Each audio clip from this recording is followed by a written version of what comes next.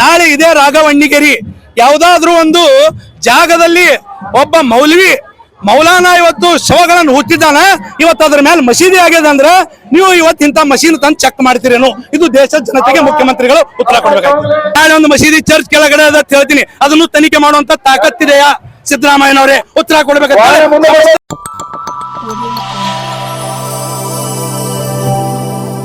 Welcome to M news Bijapur. चलिए चलते हैं आज की खबरों की ओर।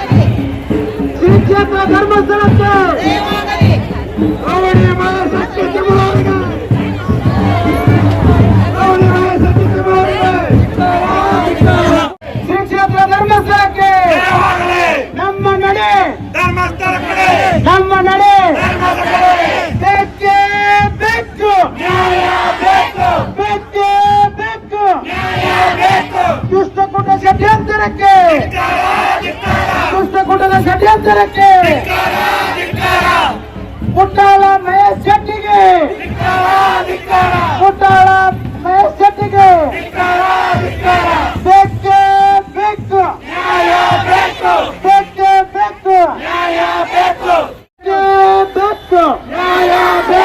ಬೇಕೇ ಬೇಕು.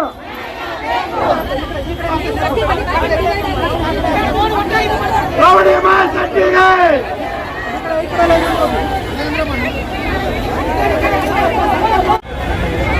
ಈಗ ಇವತ್ತು ವಿಜಯಪುರ ನಗರದ ಯಾವತ್ತು ಗಣ್ಯರು, ವಿಜಯಪುರ ಜಿಲ್ಲೆಯ ವಿವಿಧ ತಾಲೂಕುಗಳಿಂದ ಆಗಮಿಸಿರ್ತಂದ್ರು, ಸಾಮಾಜಿಕ ಕಾರ್ಯಕರ್ತರು, ಮಹಾನಗರ ಪಾಲಿಕೆಯ ಸದಸ್ಯ ಬಂಧುಗಳು ಎಲ್ಲರೂ ಇವತ್ತು ವಿಜಯಪುರ ದೇವಸ್ಥಾನ ಏನು ಕರ್ನಾಟಕದಲ್ಲಿ ನಡೆಯುತ್ತಿರುವಂತಹ ಘಟನೆ ಕೇವಲ ಮಂಜುನಾಥ ಸ್ವಾಮಿಯ ಭಕ್ತರಿಗೆ ಮಾತ್ರ ಅಲ್ಲ, ಸಮಸ್ತ ರಾಷ್ಟ್ರ ಭಕ್ತರಿಗೆ ಒಂದು ಆಘಾತ ಮತ್ತು ನೋವನ್ನ ಸಂಗತಿಯಾಗಿದೆ. What is ground penetrating radar? ಮಾನ್ಯ ಮುಖ್ಯಮಂತ್ರಿಗಳೇ, ಗ್ರೌಂಡ್ ಪೆನೆಟ್ರೇಟಿಂಗ್ ರೇಡಾರ್ ಅಂತ ತರಿಸಿರಲ್ಲ, ಇದು ಕರ್ನಾಟಕದಲ್ಲಿ ಮೊದಲ ಬಾರಿಗೆ ಇವತ್ತು ಬಂದವು. ಇದನ್ನ ಕೇವಲ ಹಿಂದೂಗಳು ಜೈನರ ಒಂದು ಧಾರ್ಮಿಕ ಭಾವನೆಗೆ ಧಕ್ಕೆ ಮಾಡೋಗೋಸ್ಕರ ಇವತ್ತು ಕೋಟ್ಯಾಂತರ ಭಕ್ತರನ್ನು ಇವತ್ತು ನೋವಿನಲ್ಲಿ ತಳ್ಳಿದ್ದೀರಿ. ನಾನು ಯಾವುದೇ ತನಿಖೆಯ ವಿರೋಧಿ ಅಲ್ಲ. ಇಲ್ಲಿ ಸೇರಿದಂತ ಸಮಸ್ತ ಹಿಂದೂಗಳು ಯಾವುದೇ ತನಿಖೆಗೆ ವಿರೋಧ ವ್ಯಕ್ತಪಡಿಸ್ತಾ ಇಲ್ಲ. ಆದ್ರೆ ನಾನು ನಿಮಗೆ ಸಮಸ್ತ ರಾಷ್ಟ್ರ ಭಕ್ತರ ಪರವಾಗಿ ಕೇಳಲಿಕ್ಕೆ ಇಚ್ಛೆ ಪಡ್ತೀನಿ, ನಾಳೆ ಇದೇ ರಾಘವಣ್ಣಿಗೇರಿ ಯಾವುದಾದ್ರೂ ಒಂದು ಜಾಗದಲ್ಲಿ ಒಬ್ಬ ಮೌಲಾನಾ ಇವತ್ತು ಶವಗಳನ್ನು ಹುಟ್ಟಿದ್ದಾನೆ, ಇವತ್ತು ಅದ್ರ ಮೇಲೆ ಮಸೀದಿ ಆಗಿದೆ ಅಂದ್ರೆ ನೀವು ಇವತ್ತು ಇಂಥ ಮಸೀದಿ ತಂದು ಚೆಕ್ ಮಾಡ್ತೀರೇನು? ಇದು ದೇಶದ ಜನತೆಗೆ ಮುಖ್ಯಮಂತ್ರಿಗಳು ಉತ್ತರ ಕೊಡ್ಬೇಕಾಗ್ತದೆ. ನಾಳೆ ಯಾವ ಒಬ್ಬ ತಲ್ತಿರ್ಗ್ ಬರ್ತಾನೆ, ಯಾರೋ ಸಮೀರ್ ಅನ್ನೋ ಒಬ್ಬ ಯೂಟ್ಯೂಬರ್, ಇಲ್ಲಿ ನಾನು ಹಿಂದೂ ಮುಸ್ಲಿಂ ಮಧ್ಯದಲ್ಲಿ ತರ್ಲಿಕ್ಕೆ ಹೋಗಂಗಿಲ್ಲ. ನಾಳೆ ಯಾವ ಒಬ್ಬ ಬರ್ತಾನೆ ಮಸೀದಿ ಕೆಳಗೆ ಹೆಣ ಅದಾವ ಅಂತ ಹೇಳ್ತಾನೆ, ನಾಳೆ ಇನ್ನೊಬ್ಬ ಬರ್ತಾನೆ ಚರ್ಚ್ ಕೆಳಗದ ಅಂತ ಹೇಳ್ತಾನೆ. ಅದನ್ನ ಎಲ್ಲಾನು ನೀವು ಹಡ್ಕೊತ್ ಕೂಡ್ತೀರೇನು? ಇದು ಯಕ್ಷ ಪ್ರಶ್ನೆ ಆಗಿದೆ. ಇದು ಮಂಜುನಾಥನ ಭಕ್ತರಿಗೆ ಅತೀವ ನೋವಾಗಿದೆ.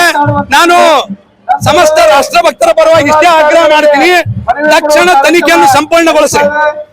ಏನು 13 ಪಾಯಿಂಟ್ಗಳನ್ನು ಅವನು ತೋರಿಸಿದ್ದ ಅನಾಮಿಕ, ಅವನ ಮುಖವನ್ನು ನೀವು ಮುಚ್ಚಿಟ್ಟಿದ್ದೀರಿ. ಇವ್ರು ಹಿಂದಿರುವವರು ಯಾರು? 13 ಪಾಯಿಂಟ್ ಶೋಧನೆ ಮಾಡಿದ್ರು ಕೂಡ ಒಂದೇ ಒಂದು ಅಸ್ಥಿ ಪಂಜರ ದೊರಕಿಲ್ಲ ಅನ್ನೋ ಮಾಧ್ಯಮಗಳಿಂದ ನಮಗೆ ತಿಳಿದು ಬರ್ತಾ ಇದೆ. ಹಾಗಿದ್ರೆ ಇನ್ನೂ ಎಷ್ಟು ವರ್ಷದವರೆಗೆ ಇದೇ ರೀತಿಯ ಈ ನಾಟಕ ನಡೀತದೆ ಅನ್ನೋದ್ರ ಬಗ್ಗೆ ಇವತ್ತು ದೇಶದ ಜನತೆ ಕೇಳ್ತಾ ಇದೆ. ಎಷ್ಟು ದಿನ ಈ ರೀತಿಯ ನಾಟಕ ಮಾಡ್ತೀರಿ? ಹಿಂದೂಗಳ ಭಾವನೆಯೊಂದಿಗೆ ಧಕ್ಕೆ ಮಾಡ್ತೀರಿ, ಆಟ ಆಡ್ತೀರಿ ಅನ್ನೋ ಪ್ರಶ್ನೆಯನ್ನು ಕೇಳ್ತಾ ಇದ್ದೀನಿ. ಅದಕ್ಕೆ ನಾನು ಮಾನ್ಯ ಮುಖ್ಯಮಂತ್ರಿ ಸಿದ್ದರಾಮಯ್ಯ ಕೇವಲ SIT ತನಿಖೆ ಮಾಡಿಸ್ತಾರೆ, ಇದನ್ನು NIA CBI ತನಿಖೆ ಮಾಡಿಸ್ರೆ ನಮ್ಮ ಅಭ್ಯಂತರ ಇಲ್ಲ. ಆದ್ರೆ ನಾಳೆ ಒಂದು ಮಸೀದಿ ಚರ್ಚ್ ಕೆಳಗಡೆ ಅದ ಹೇಳ್ತೀನಿ, ಅದನ್ನು ತನಿಖೆ ಮಾಡುವಂತ ತಾಕತ್ತಿದೆಯಾ ಸಿದ್ದರಾಮಯ್ಯನವರೇ? ಉತ್ತರ ಕೊಡ್ಬೇಕಾಗ್ತದೆ.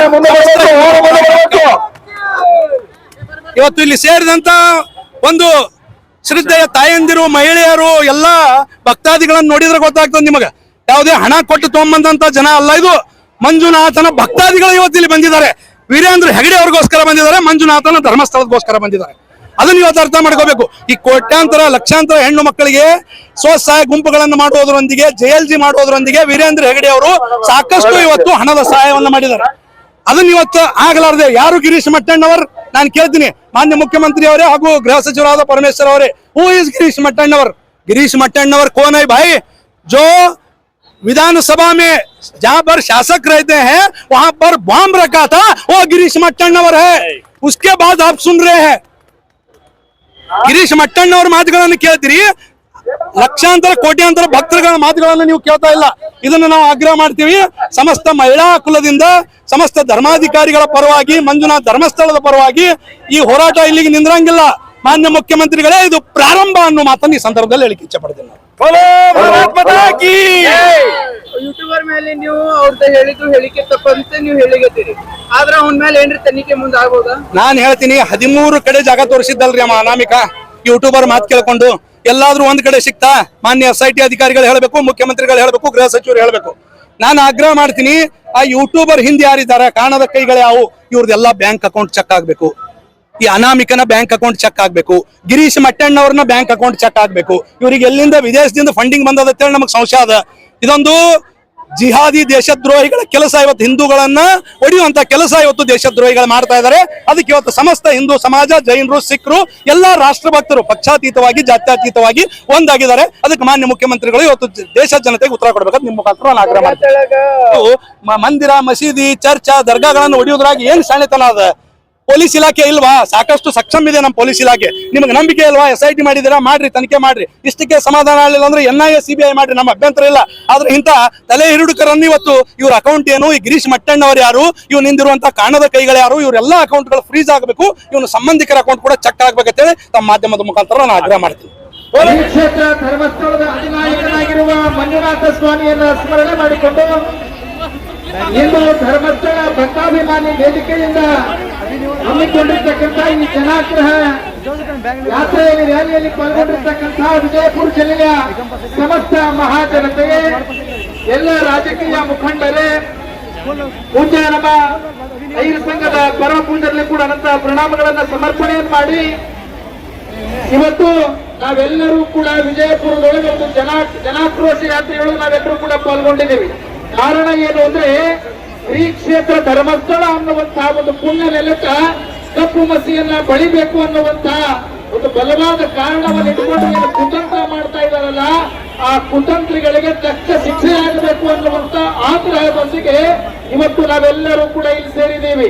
ಯಾಕಂದ್ರೆ ಧರ್ಮಸ್ಥಳ ಅನ್ನೋದು ಹೇಗದ ಅಂತ ಕೇಳಿದ್ರೆ, ಪೂಜ್ಯ ವೀರೇಂದ್ರ ಹೆಗ್ಗಡೆಯವರು ಅವರ ತಂದೆಯವರಾದಿಯಾಗಿ ಆ ಧರ್ಮಸ್ಥಳ ಅನ್ನೋದನ್ನ ಬಹಳ ಪುಣ್ಯಮಯ ಕ್ಷೇತ್ರವನ್ನಾಗಿ ಮಾಡಿದ್ದು. ಹಾಗಂತ ಕೇಳಿದ್ರೆ ಯಾವುದೇ ಜಾತಿ, ಮತ, ಪಂಥ ಅಂತ ನೋಡಲಿಲ್ಲ ಅವರು. ಹಾಗೆ ಮಾಡ್ಯಾರ ಅಂತ ಕೇಳಿದ್ರೆ, ನಮ್ಮ ರಂಭಾಪುರಿಯ ವೀರಗಂಗಾಧರ ಜಗದ್ಗುರು ಒಂದು ಮಾತು ಹೇಳ್ತಾರೆ, ರೇಣುಕ ಶಂಕರ ಮಧ್ವ ರಾಮಾನುಜ, ರೇಣುಕ ಶಂಕರ ಮಧ್ವ ರಾಮಾನುಜ, ನಾನಕ ಯೇಸು ಕ್ರಿಸ್ತ ಮೊಹಮ್ಮದ ಪೈಗಂಬರವರೆದ ಧರ್ಮಕ್ಕೆ ಜಯವಾಗಲಿ ಅನ್ನುವಂತಹ ನಿಟ್ಟಿನೊಳಗ ಎಲ್ಲ ಜಾತಿ, ಮತ, ಪಂಥಗಳನ್ನ ಎಲ್ಲವನ್ನೂ ಕೂಡ ಒಗ್ಗೂಡಿಸಿಕೊಂಡು ಎಲ್ಲರೂ ಕೂಡ ನಾವು ಮಾನವರು ಮಾನವತೆಯ ಆಧಾರದ ಮೇಲೆ, ಮಾನವೀಯ ಮೌಲ್ಯದ ಆಧಾರದ ಮೇಲೆ ಆ ಧರ್ಮಸ್ಥಳದ ಪುಣ್ಯಕ್ಷೇತ್ರವನ್ನ ಎಲ್ಲ ಭಕ್ತರ ಸಹಕಾರದೊಂದಿಗೆ ಕಟ್ಟಿರ್ತಕ್ಕಂಥವರು ಪೂಜ್ಯ ವೀರೇಂದ್ರ ಹೆಗ್ಗಡೆಯವರು. ಇವತ್ತು ಅಂತ ಪುಣ್ಯಾತ್ಮರಿಗೆ, ಅಂತ ಮಹಾನುಭಾವರಿಗೆ ಇವತ್ತು ಒಂದಷ್ಟು ಜನ ಕೆಲವು ಮತಾಂಧರು ಅಂತ ನಾವೆಲ್ಲ ಅನ್ಬೇಕಾಗ್ತದೆ. ಅವ್ರು ಏನ್ ಮಾಡಕತ್ತಾರ ಅಂತ ಕೇಳಿದ್ರೆ, ಅಲ್ಲೊಂದಷ್ಟು ಕಪ್ಪು ಮಸಿಯನ್ನ ಹಚ್ಚಬೇಕು ಅನ್ನುವಂತಹ ಪ್ರಯತ್ನ ಮಾಡಕತ್ತಾರಲ್ಲ, ಆ ಅವಿವೇಕಿಗಳಿಗೆ ನಾವು ಹೇಳೋದೇನು ಅಂತಂದ್ರೆ, ನಿಮ್ಮ ಪ್ರಯತ್ನ ಯಾವತ್ತೂ ಕೂಡ ಯಶಸ್ವಿ ಆಗೋದಿಲ್ಲ. ಆ ಮಂಜುನಾಥ ಸ್ವಾಮಿ ಅದಕ್ಕೆ ಅವಕಾಶವನ್ನ ಕೊಡೋದಿಲ್ಲ ಅಂತಕ್ಕಂಥದ್ದನ್ನ ನೀವೆಲ್ಲರೂ ಕೂಡ ಅರ್ಥೈಸಿಕೊಳ್ಳಬೇಕು. ಇವತ್ತು ಅವ್ರ್ಯಾರು ಆ ಮತಾಂಧರ ಅನ್ಸ್ಕೊಂಡಂತ ಯಾವ ಮಹೇಶ್ ಸಿಮರೋಟಿ ಆಗಿರಬಹುದು, ಇವತ್ತು ನಮ್ಮ ಮಟ್ಟಣ್ಣವರಾಗಿರಬಹುದು, ಇವತ್ತು ನಮ್ಮ ಸನಾತನ ಭಾರತೀಯ ಧರ್ಮ ಪರಂಪರೆಗೆ ಶ್ರುತಿಯನ್ನು ತರ್ತಕ್ಕಂತಹ ಕೆಲಸವನ್ನ ಆ ಶ್ರೀ ಕ್ಷೇತ್ರ ಧರ್ಮಸ್ಥಳದ ಹೆಸರನ್ನ ನಡೆಸಬೇಕು.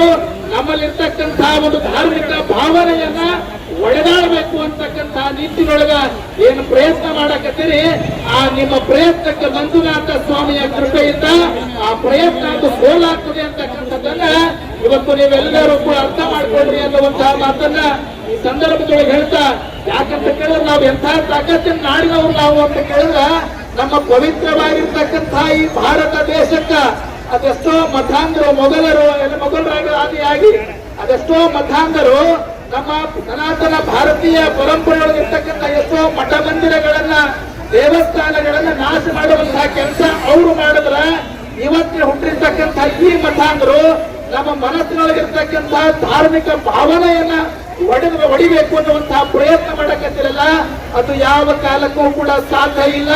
ನಾವೆಲ್ಲರೂ ಕೂಡ ಧಾರ್ಮಿಕ ಭಾವನೆಯಿಂದ ಸನಾತನ ಧರ್ಮ ರಕ್ಷಣೆಗಾಗಿ ಇವತ್ತು ನಾವೆಲ್ಲರೂ ಕೂಡ ಒಂದಾಗಿರ್ತೀವಿ. ನಿಮ್ಮಂತ ಆ ನಾಲಾಯಕರಿಗೆ ಆ ಮಂಜುನಾಥ ಸ್ವಾಮಿ ತಕ್ಕ ಶಿಕ್ಷೆಯನ್ನ ಕೊಡ್ತಾನೆ ಅಂತಕ್ಕಂತಹ ಮಾತನ್ನ ಈ ಸಂದರ್ಭದೊಳಗೆ ಹೇಳಿ ಆ ಮತಾಂಧರಿಗೆ ಧಿಕ್ಕಾರವನ್ನು ಕೂಗಿ 2 ಮಾತುಗಳಿಗೆ ವಿರಾಮ ಕೊಡ್ತಾ ಇದ್ದೀನಿ.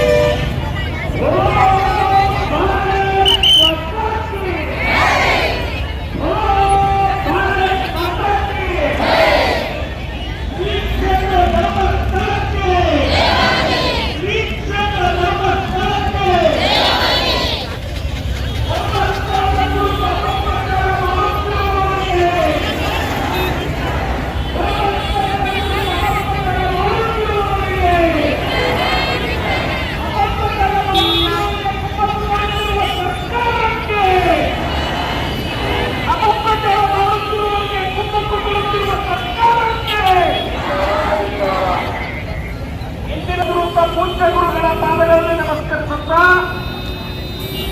ಈ ಹೋರಾಟದ ನೇತೃತ್ವವನ್ನು ವಹಿಸಿರುವಂತಹ ಇಂದಿನ ಹಿರಿಯಣ್ಣ ನಮ್ಮನ್ನ ಬೆಳ್ಳುಬೇಕವ್ರೆ, ಈ ಹೋರಾಟದ ಮುಖ್ಯಸ್ಥರಾಗಿರುವಂತಹ ಚೌಕಲ್ಲಾಪುರವ್ರೆ, ಈ ಒಂದು ಹೋರಾಟದಲ್ಲಿ ಭಾಗವಹಿಸಿರುವಂತಹ ಎಲ್ಲ ಜನಪ್ರತಿನಿಧಿಗಳೇ, ಗಣ್ಯಮಾನ್ಯರೇ, ವಿಶೇಷವಾಗಿ ಧರ್ಮಸ್ಥಳದ ಬಗ್ಗೆ ಡಾಕ್ಟರ್ ಹೆಗಡೆ ಅವರ ಬಗ್ಗೆ ಅಭಿಮಾನವನ್ನು ಇಟ್ಟುಕೊಂಡಿರುವಂತಹ ಅಖಿಲ ಭಾರತ ಶರಣ ಸಾಹಿತ್ಯ ಪರಿಷತ್ತಿನ ಇವತ್ತು ಮನೆಯನ್ನ ಅರ್ಪಿಸ್ತಾ ಇದ್ದಾರೆ. ಮಹಾಸಭಾ ಶರಣ ಸಾಹಿತ್ಯ ಪರಿಷತ್ತು ಬಂಜಾರ ಸಮಾಜದ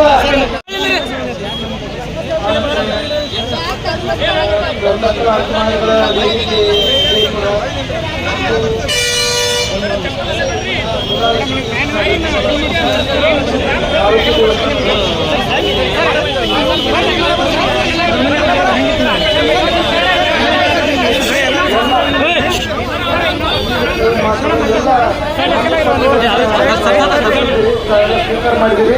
ಆ ಮನವಿ ಪತ್ರಗಳನ್ನು ಮಾಡಿ ಸರ್ಕಾರನ ಕಳಿಸ್ಕೊಡ್ತಾ ಇದ್ದೀನಿ. ಇಲ್ಲಿಗೆ ತಾವು ಏನು ಹೋರಾಟವನ್ನು ಮುಕ್ತಾಯಗೊಳಿಸಬೇಕು ಮನವಿ ಮಾಡ್ತೀವಿ. ಅನಾಮಿಕನ ಹಿಂದೆ ಯಾರಿದ್ದಾರೆ ಅವರು ತನಿಖೆ ಆಗ್ಲಂತೇಳಿ ತಮ್ಮ ಮಾಧ್ಯಮ ಮುಖಾಂತರ ಇವತ್ತು ಕೇಳ್ಕೊತೇವೆ. ಅನಾದಿ ಕಾಲದಿಂದ ಭೂಮಿ ಮೇಲೆ ಸ್ವರ್ಗ ಅಂತಕ್ಕಂಥ ನಂಬಿಕೆಯನ್ನಿಟ್ಟಂತ ಶ್ರೀ ಮಂಜುನಾಥ ಸ್ವಾಮಿಯ ಸುಕ್ಷೇತ್ರ ಧರ್ಮಸ್ಥಳದ ಮೇಲೆ ಕೆಲವು ಜನ ಷಡ್ಯಂತ್ರವನ್ನು ಮಾಡಿ ಸನಾತನ ಹಿಂದೂ ಧರ್ಮದ ಪೂಜಾ ಕೇಂದ್ರಗಳನ್ನು ಅಪಮಾನ ಮಾಡಬೇಕು ಅಂತಕ್ಕಂಥ ದೃಷ್ಟಿಯಿಂದ ಸುಳ್ಳು ಆರೋಪಗಳನ್ನು ಮಾಡಿ ಸರ್ಕಾರದಿಂದ ನೇಮಕವಾಗಿದ್ದ SITಯಿಂದ ಸುಮಾರು 14 ದಿನಗಳಿಂದ ನೆಲ ಆಗಿರ್ತಕ್ಕಂಥ ಕೆಲಸ ನಡೀಲಾಕತ್ತೈತಿ. ಒಬ್ಬ ಅನಾಮಿಕ ತೋರಿಸಿರ್ತಕ್ಕಂಥ 13 ಪಾಯಿಂಟ್ ಬಿಟ್ಟು ಇನ್ನೂ ಕೂಡ 2-3 ಪಾಯಿಂಟಲ್ಲಿ ಆಗಿದಂತ ನೋಡಿದ್ದೀವಿ ನಾವು. ಅಲ್ಲಿ ಒಂದು 6ನೇ ಪಾಯಿಂಟ್ ಒಂದು ಗಂಡು ಮಗಂದ ಹುಲ್ಲು ಹಾಕೊಂಡು ಸತ್ತಂತ ಒಂದು ಅಸ್ಥಿ ಪಂಜರ ಬಿಟ್ಟರೆ ಯಾರೇ ಎಲ್ಲೂ ಒಂದು ಕೂಡ ಸಿಕ್ಕಿಲ್ಲ. ಆದರೆ ಇವತ್ತು ಅವ್ರದ್ದು ನಂಬಿಕೊಂಡು ಒಂದು SIT ತನಿಖೆ ಮಾಡಿ ಭಾಳ ಸ್ವಾಗತ ಮಾಡ್ತೀವಿ ನಾವು. ತಪ್ಪಿತ್ತಂದ್ರೆ ಹೊರಗೆ ಬರಲಿ ಅದು. ಆದರೆ ಇವತ್ತು ಅದು ಏನೂ ತಪ್ಪಿಲ್ಲಾರ್ದೇ ಅದು ಅಲ್ಲಿ ಧರ್ಮಸ್ಥಳದೊಳಗೆ ಸುಳ್ಳು ಹೇಳಕ್ಕೆ ಕಳಿಸ್ತಾವ ಮನುಷ್ಯ, ಹಾನಿ ಮಾಡಕ್ಕೆ ಕಳಿಸ್ತಾನ, ಸುಳ್ಳು ಹಾನಿನೂ ಮಾಡಂಗಿಲ್ಲ ಅಲ್ಲಿ. ಇದು ನಂಬಿಕೆ ನಮ್ದು ಎಲ್ಲಕ್ಕಂತದ್ದು. ಮತ್ತು ಜೈನ ಸಮುದಾಯ ಸಣ್ಣ ಸಮುದಾಯ, ಆ ಜೈನ ಸಮುದಾಯಕ್ಕೆ ಸೀಮಿತವಾಗಿರ್ತಕ್ಕಂಥ ಸಂಸ್ಥೆ ಅಲ್ಲ ಅದು. ಆ ಧರ್ಮಸ್ಥಳ ಧರ್ಮಾಧಿಕಾರಿ ವೀರೇಂದ್ರ ಹೆಗಡೆ ಅವರು, ಅವ್ರ ಧರ್ಮಪತ್ನಿ ಅವರು ಸೇರಿ ತಮ್ಮದೇ ಆದ ಸಂಸ್ಥೆಗಳನ್ನು ಹುಟ್ಟುಹಾಕಿ ಇಡೀ ರಾಜ್ಯಾದ್ಯಂತ ಬಡ ಕುಟುಂಬಗಳ ಹೆಣ್ಣು ಮಕ್ಕಳಿಗೆ ಉದ್ಯೋಗವನ್ನು ಕೊಡೋದ್ರ ಜೊತೆಗೆ ಸಾಲ ಸೌಲಭ್ಯವನ್ನು ಕೊಡೋದ್ರ ಮುಖಾಂತರವಾಗಿ ಸುಮಾರು ಲಕ್ಷಾವಧಿ ಕುಟುಂಬಗಳಿಗೆ ಆಧಾರವಾಗಿರ್ತಕ್ಕಂಥ ಸಂಸ್ಥೆ ಯಾವುದಾದ್ರೂ ಇದ್ರೆ ದೇಶದಲ್ಲಿ ಧರ್ಮಸ್ಥಳ ಅಂತಕ್ಕಂಥ ಮಾತನ್ನು ಯಾರು ಬರೀಬಾರ್ದು. ಅದರ ಸಾಕ್ಷಿ ನೋಡಬೇಕಂದ್ರೆ ವಿಜಯಪುರ ಜಿಲ್ಲೆಯಲ್ಲಿ ಇವತ್ತು ಆಗಿರ್ತಕ್ಕಂಥ ಪ್ರತಿಭಟನೆಯಲ್ಲಿ ಪಾಲ್ಗೊಂಡಿರ್ತಕ್ಕಂಥ ನೋಡ್ಬೋದು. ಹೀಗಾಗಿ ಇದ್ರ ಜೊತೆಗೆ ಆ ಸುಜಾತ ಭಟ್ ಅಂತಕ್ಕಂಥ ಆಕಿ ಭಾವ, ಆಕಿ ಅಕ್ಕನ ಗಂಡ ಹೇಳಕತ್ತಾನ, ಸುಜಾತ ಮನೆ ಬಿಟ್ಟು ಹೋಗಿ ಭಾಳ ದಿವಸ ಆಯಿತು, ಆಕಿ ಮಕ್ಕಳೇ ಇಲ್ಲ ಮತ್ತು ಅಬಾರ್ಷನ್ ಆಗಿತ್ತು ಅಂತಕ್ಕಂಥ ಮಾತು ಹೇಳ್ತಾನೆ.